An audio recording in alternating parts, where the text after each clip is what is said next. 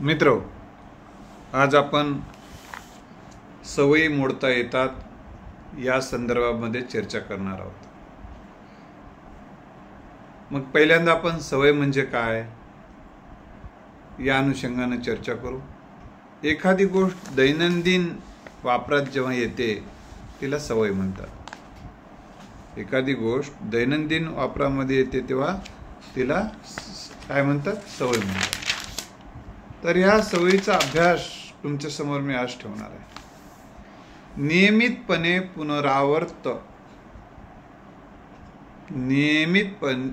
पुनरावर्त होत राहणाऱ्या वर्तनास सवय म्हटले जाते। सवय म्हणजे संस्काराचे फळ होय। सवय ही एक संस्काराचं फळच आहे। मग हे संस्कार जसे चांगले असतात तसे वाईट असतात।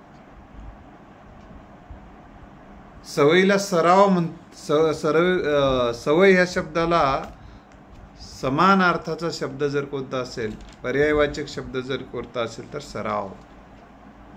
एखाद्या गोष्टीचा सराव झाला की ती सवय लागते। नेहमीची वागण्याची पद्धत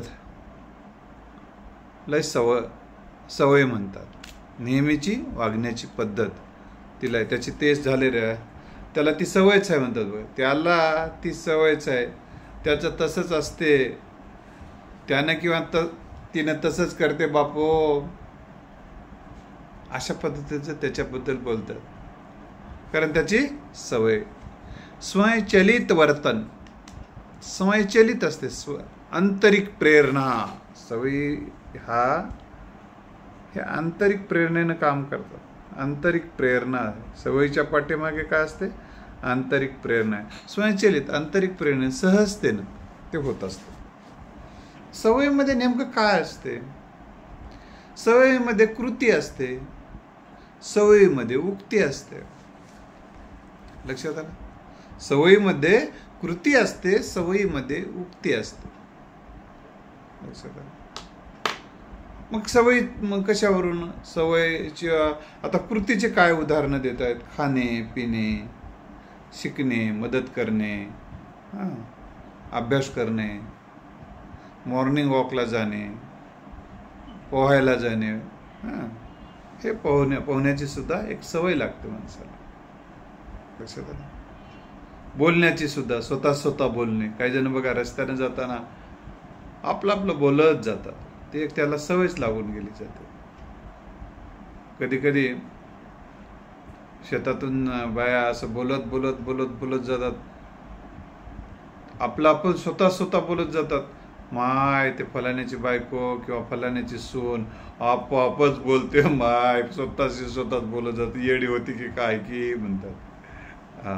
स्वतः बोलणे। जेव्हा हे मोठ्यानं बोलतात काही जण मनातल्या मनात बोलतात। आता काही जणांना मनातल्या मनात बोलायची सवय असते, हे सातत्यानं मनातल्या मनात बोलण्याची सवय, हे सुद्धा आपली एनर्जी डाऊन करत असते। सातत्यानं स्वतः बोलणे, मोठ्याने बोलणे किंवा मनातल्या मनात बोलणे सातत्यानं, हे सुद्धा आहे। आणि हे सातत्यानं नकारात्मक विचार करण्याची सवय किंवा अखंडित विचार करण्याची सवय, ही सुद्धा एक सवयीचाच भाग आहे। तर ह्या सवयीचे काही उदाहरणं मी तुम्हाला सांगितलं। आता सवयीच्या मागे एक कल्पना असते, एक भावना असते, एक विचार असतो, अनुभव असतो, कुणाचं तरी मार्गदर्शन असते। ते योग्य मार्गदर्शन असेल तर चांगली सवय लागते, चुकीचं मार्गदर्शन असेल तर वाईट सवय लागते। म्हणजे मार्गदर्शन फार महत्वाचं आहे। सवय हा डायरेक्शनचाच परिणाम आहे। आता होकायंत्र आहे, समजा होकायंत्र आहे। होकायंत्र जसं ज्या दिशेनं जाते जहाज दाखवलं तसं सुद्धा काही जणांचे गुरु, काही जणांचे मार्गदर्शक जे असतात ना, कुठल्या डायरेक्शनने त्याला नेतात त्यावर त्याच्या सवयीचं स्वरूप ठरते, चांगलं किंवा वाईट. आता सवयीची कार्यपद्धती कशी असते, तर ती सहजतेनं घडते. सवय त्याला फार परिश्रम करावे लागत नाही, सहजतेनं घडते आणि वारंवार घडते.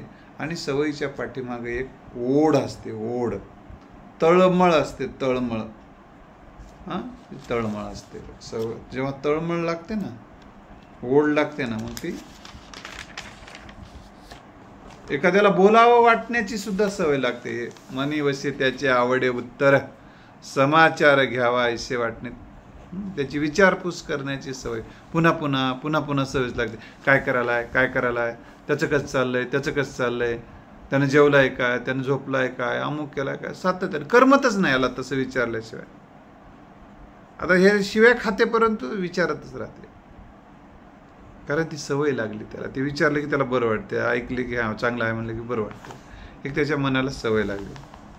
आणि सवय आणि अंतर्मनाचा जवळचा संबंध आहे मित्रांनो. सवय आणि अंतर्मन. अंतर्मन आणि बाह्यमन हे सर्वसाधारणपणे एकाच मनाचे दोन भाग म्हणून कल्पिले गेलेले आहेत.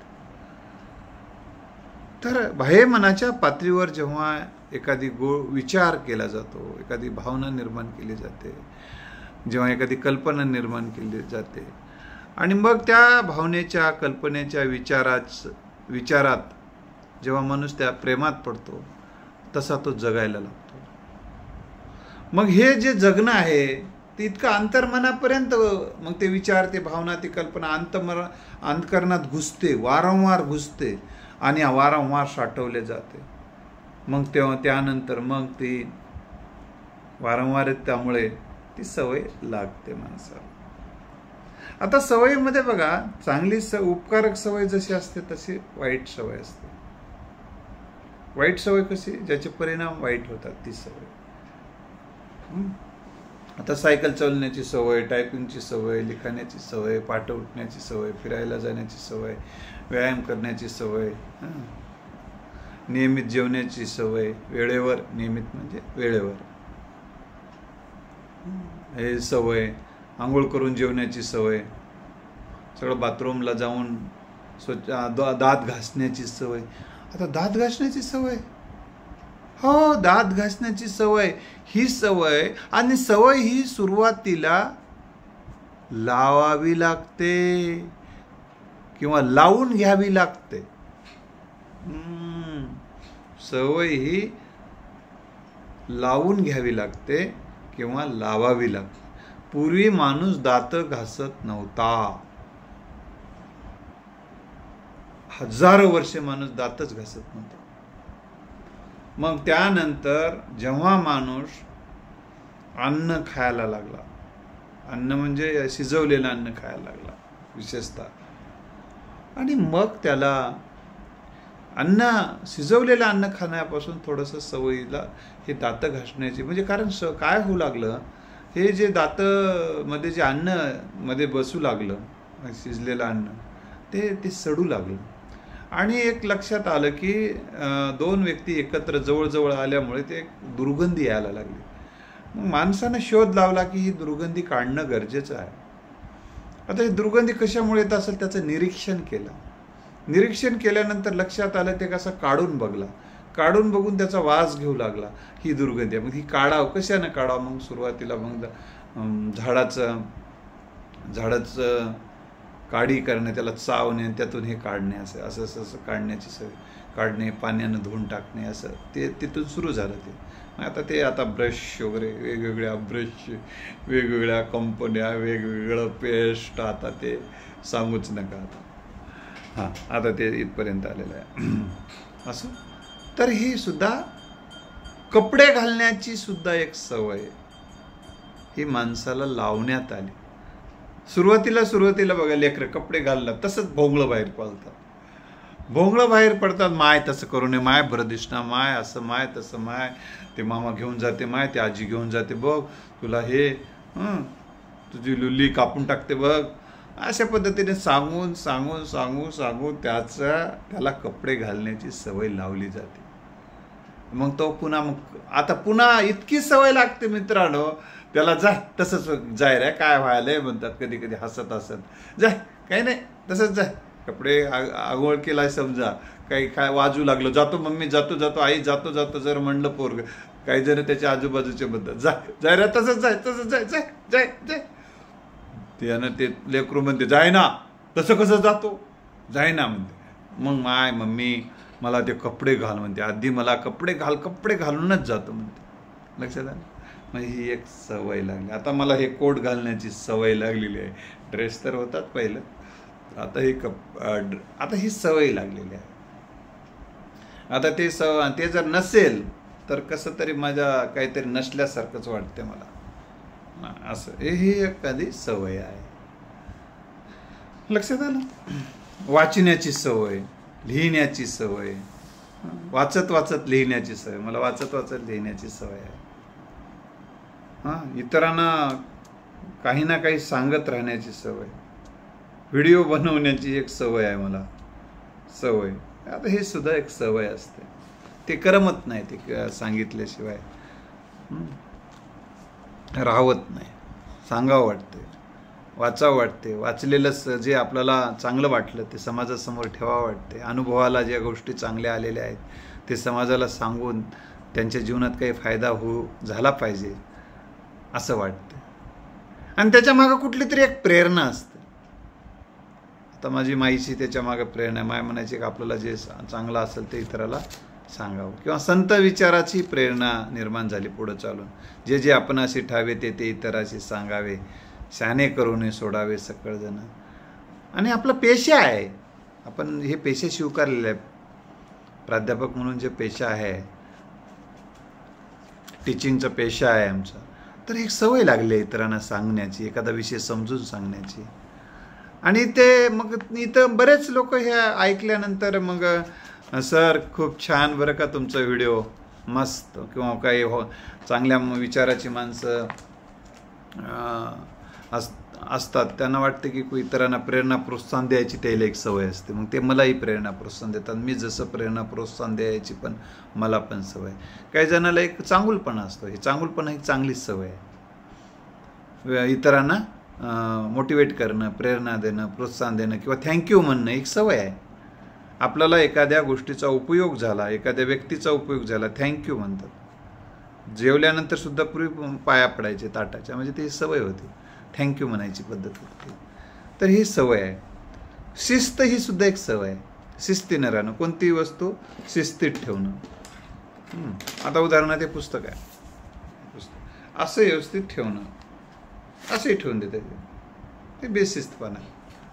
म्हणजे एखादी गोष्टला व्यवस्थित ठेवणं, व्यवस्थितपणा हा शिस्तीचा भाग आहे, हा सवयीचाच भाग आहे. शिस्त किंवा बेशिस्तपणा हा सवयीचा भाग आहे. राहू दे काय करायचे, असेल तसं राहू दे, जमते तसं ठेवल्यानं काय जमालंय, आणि असं ठेवल्यानं काय होते, आणि तसं ठेवल्यानं काय, ते काय खायले की काय, असं ठेवल्यानं तसं ठेवल्यानं, मग राहू दे. तेच करत बसायला आपल्याला तेच काम होतं की नाटकं, आपल्या मागं 12 भानगडे, आता ते करायचे आपल्याला, राहू दे मरू दे तिथेच राहू दे असं म्हणण्यामुळे मग आपल्याला सवय लागते. कसंही केलं तरी जमते. याच्यापेक्षा दुसऱ्या गोष्टी महत्त्वाच्या, या गोष्टी कुठली वस्तू कुठं काही फेकून दिली तरी जमते, काय नाही. लक्षात आलं? आता सवयीचे काय विशेष काय लक्षात येतात? सवय एकदा लागली ना की फारसा विचार करावा लागत नाही, ती आपोआप घडते. त्याच्यामध्ये आपोआपपणा येतो. आता घराकडे पाय आपोआप जातं, घराकडे आपोआप जातं. तुम्ही एकदम मध्ये कोणाशी तरी बोलण्यात मग्न जाता, मध्येच पटकून आठव येते, आणि कुठं म्हणलं की तुम्ही पटकून तुमचंच नगरचं नाव पटकून येते. तुम्ही विचारही केलेला नसतो बऱ्याचदा, तुम्ही त्याच्या बोलण्यात गुंग राहतात, पण आतून पटकून येते. हे जरा काय आपोआपपणा, सहजता आहे. फारसे श्रम पडत नाही.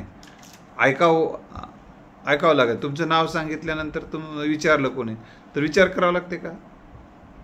नाही. तर ती सुद्धा सवयीचाच भाग आहे.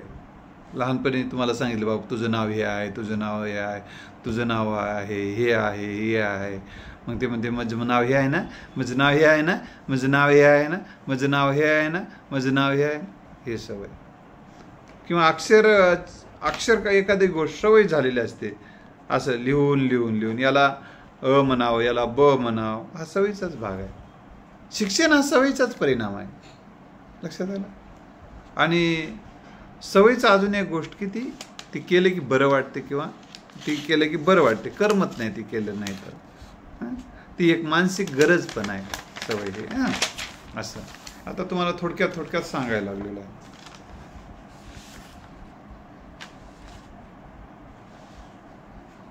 पण ही एखाद्या गोष्टीची जेव्हा ही सवय आपल्या नियंत्रणाच्या बाहेर जाते तेव्हा ते व्यसनात रूपांतरित होते.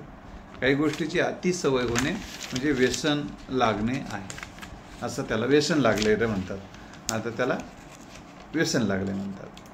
तर आपल्याला व्यसन लागण्याची पूर्वावस्था म्हणजे सवय असते. पूर्वावस्था सवय असते. लक्षात आलं. अतिसवय म्हणजेच व्यसन. किंवा ते म्हणतात बघा, त्यांना आता लय सवयीच्या आहारी गेलाय रे, त्यांना आता बाहेर येईना, म्हणजे त्याला व्यसन लागले. आता बाहेर येणं शक्य नाही रे त्याला. आता त्याच्या लय आहारी गेलाय रे, तिच्या लय आहारी गेलाय रे म्हणतात. म्हणजे तो कारण स्वतःच त्या. आणि व्यसनामध्ये काय परावलंबित्व अधिक असते, अधिक परावलंबित्व. तिच्या आधाराशिवाय किंवा त्याच्या आधाराशिवाय आपण जगू शकत नाही असं वाटलं की माणूस त्याच्या आहारी जातो. आता मी दारू पिल्याशिवाय, एखाद्या व्यक्तीला वाटलं मी दारू पिल्याशिवाय चालू शकत नाही असं वाटलं की मग त्यानं दारू पिऊनच चालायला जाते. काही जणांना वाटते आता दारू पिल्याशिवाय मला लघवी येत नाही, दारू पिल्याशिवाय मला आता संडास येत नाही, त्यानं दारू पिऊनच संडासला जाते. लक्षात आलं.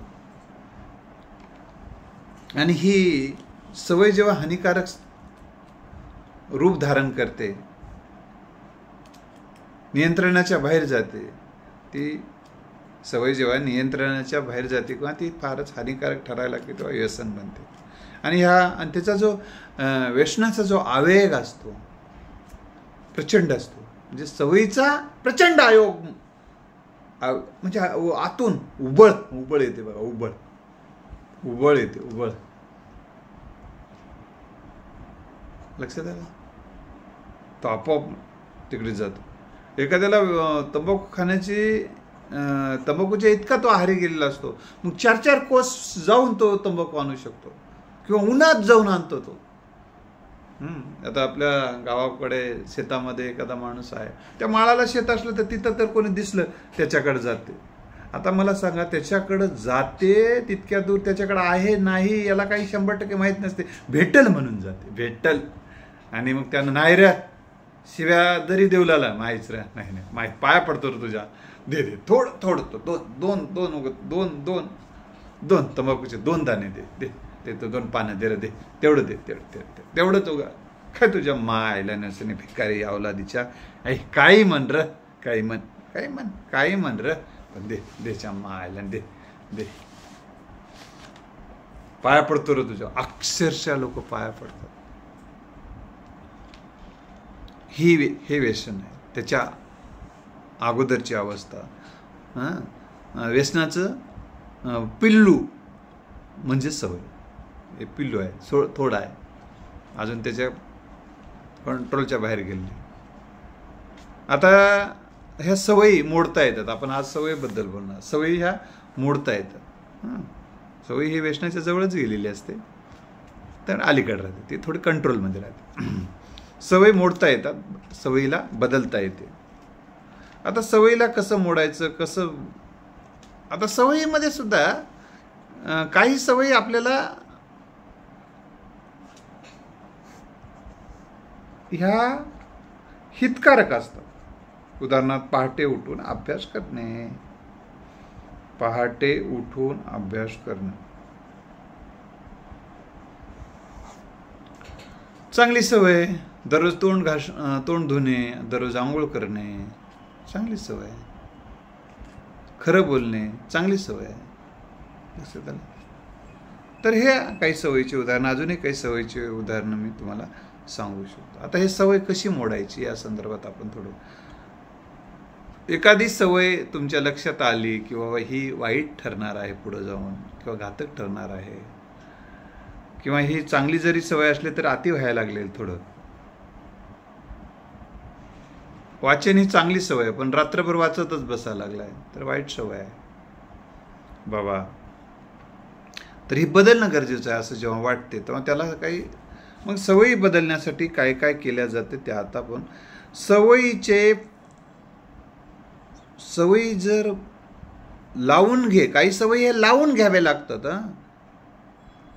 चांगल्या बघा, वाईट सवय मोडायचं असेल तर पुन्हा नव्या चांगल्या सवयी लावून घ्याव्या लागतात. एखादी वाईट सवय घालायची असेल तर तुम्हाला चांगली सवय लावून घेतली की वाईट सवय आपोआप दूर होते. उदाहरणार्थ दिवा लावला की अंधार दूर व्हावा तसं. त्यामुळे चांगल्या सवयी लावून घेण्याची एक सवय लावून घ्या, तुम्हाला वाईट सवयी लागणार नाही किंवा वाईट सवय थोड्या आपोआप दूर होऊन जातील. आणि वाईट सवयी जर असेल, तुमच्या लक्षात आलं ही वाईट सवय आहे, तर त्याचे तोटे तुमच्या मनाला समजून द्या वारंवार. मग जेव्हा ते अंतर्मनापर्यंत पोहोचते त्याचे तोटे, मग तुम्हाला ती सवय करताना भीती वाटायला लागते. लक्षात आलं. तर तुम्ही चांगली सवय लावून घेण्यासाठी किंवा जुनी सवय मोडण्यासाठी एक सन्मान करा. तुम्ही स्वतःचा सन्मान करा, तुमच्या सामर्थ्याची जाणीव करून द्या.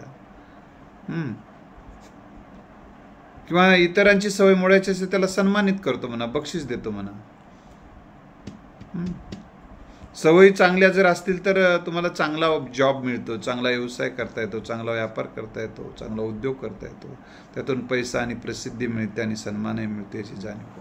चांगल्या सवयीमुळे आरोग्य चांगलं राहते, आयुष्य दीर्घकाळ जीवन चांगल्या पद्धतीने जगता येते याची जाणीव करून देणं गरजेचं आहे. आनंद वाटतो, आपलं इम्प्रेशन तयार होतं, आपला प्रभाव तयार होतो, आपल्या बोलण्याला, आपल्या कृतीला आणि उक्तीला एक किंमत येते चांगली सवय असल्यामुळे. याची जाणीव आपल्याला लोकांना करून द्यायला. वाईट सवयीमुळे समाजामध्ये प्रतिष्ठा राहत नाही, याची जाणीव त्याला करून देणं. आता अजून एक सवय मोडत असताना आपण एक लक्षात ठेवलं पाहिजे की ज्या एकदम आता दोन पद्धतीची सवय असतात. बऱ्याच दिवसापासून लागलेली एक सवय असते आणि आता नवीनच लागलेली एक सवय असते. तर नवीन सवय, आता ही सवय आपल्याला बदलायची आहे समजा. तर नवीन सवय असो जुनी सवय असो ही बदलायची आहे. दोन्ही ज्या जर उद्या पुढं चालून ते घातक ठरणार असतील किंवा नियंत्रणाच्या बाहेर जात आहेत असं वाटलं तर त्याच्यामध्ये बदल घडवून आणणं अतिशय गरजेचं असते. तर ही नवीन सवयीपासून तुम्ही सवय मोडायला सुरुवात करा. कारण ही नवीन सवय अजून जर असं काय असते ती आटोक्यात असते, थोडी सहज नियंत्रणात असते आणि सहज तुम्ही ती बदलू शकता. तर सवय आणि व्यसनाची अशी सीमारेषा थोडीशी जवळची आहे बरं का, मग त्याच्यामुळे कधी कधी ते तिकडे जाऊ शकते. तर नवीन सवयी लवकर बदलणं सोपं जाते, लक्षात. त्यामुळं मग आत्मविश्वास वाढतो. अरे मी ही सवय लागली होती मला, परंतु मी बदलू शकलो, मग तुमचा आत्मविश्वास वाढते. आणि मग ही सवय तर आहे, हिला तर चटकून बदलून टाकतो. मायला निवशने माझ्या समोर काय आहे रे तिचं म्हणतात बघा काय. म्हणजे ही त्यांची सवय असते. हिला काय नाही रे, सवय माझी सवय आहे, एका मिनिटात राहा. अशा पद्धती सवय मोडण्यासाठी काय करावं लागते, एक निर्णय घ्यावा लागतो. काय करावा लागतो, एक निर्णय. काही जण निर्णय घ्यायला वेळ लावतात, काही जण चटकुन्या सोडून देतात. आता चटकुन्या सवय सोडून देणारी माणसं ते त्यांच्या निर्णयामध्ये लवकर निर्णय घेण्याची त्यांना एक सवय असते. कोणताही निर्णय ते लवकर घेतात, निर्णय घेता येते त्यांना. आता दुसरी गोष्ट, सवय मोडायची असेल तर एक पर्याय निर्माण करणे, हा एक पर्यायी सवय लावणे. आता उदाहरणार्थ तुम्हाला एखाद्या गोड खाण्याची सवय लागली तर थोडा पर्याय बदलायचा. उदाहरणार्थ साखर खाण्याची सवय लागली तुम्हाला, साखर खाल्ल्याशिवाय तुम्हाला आता करमणार आहे समजा, तर ही सवय, साखर ही घातक ठरू शकते ना. तर ते साखरेच्या ऐवजी तुम्ही थोडं मध घ्यायला शिका. साखर खाऊ वाटलं तेव्हा काय करायचं, थोडंसं मध खायला शिका. मग ते हळूहळू साखरचं तुम्हाला व्यसन कमी व्हायला शिका. त्यानंतर साखराच्या ऐवजी तुम्ही थोडं ऊस खायला शिका. लईच जर साखरेच्या सवयीतून जाय, हळूहळू बरं का, एकदम सवय कधी सोडू नका. कधी कधी एकदम सवय सोडणं कधी कधी काय होते, पण मग तुम्हाला त्रास होऊ शकतो आणि मग ते परत तुम्ही त्याच्या आहारी जा. आता माझ्या बाबा मी बघलो करून, आता काय होईन हाल ते बघलो, काय कशाला आता त्याचीच किती परीक्षा घेत बसायचं, आता जसं होईल तसं होऊ दे असं म्हणू शकते नाही तर त्यांना. त्यामुळे हळूहळू बदला आणि त्याला पर्याय द्या. पर्याय द्या म्हणून मी सांगितलं, ऊस खाऊ शकता, एखादं गोड फळं खाता येते, फळं आरोग्याला चांगले आहेत. मधुर आणि गोड फळं खायला सुरुवात करा.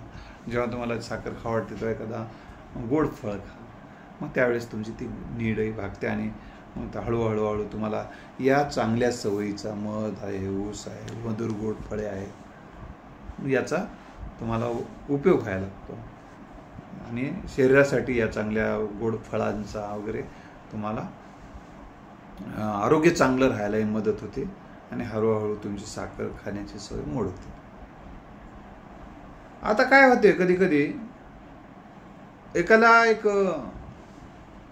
पर्याय देणं कसं गरजेचं असतं. उदाहरण, एकाला मोठ्या कुत्र्याची भीती वाटत होती, हे भीती एक सुद्धा भीती वाटण्याची भीतीची एक सवयच होऊन जाते, याची भीतीची सवय आहे होऊन जाते. त्या भीतीची एक माणसाला सवय होते, ते दिसलं कुत्रं, अरे बापरे.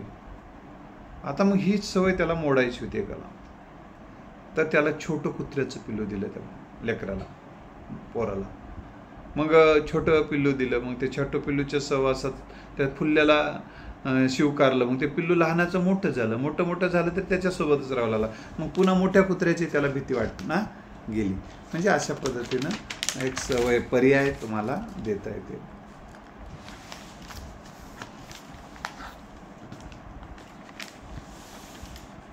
सहनशक्ती वाढवणं. आता एखादी सवय मोडायची झाल्यानंतर तुम्हाला त्याची आठवण येते, कर्मना दिवस जाता जाईना माझा साजन अजून कसा येईना. म्हणजे माणसाची सुद्धा सवय लागते माणसाला.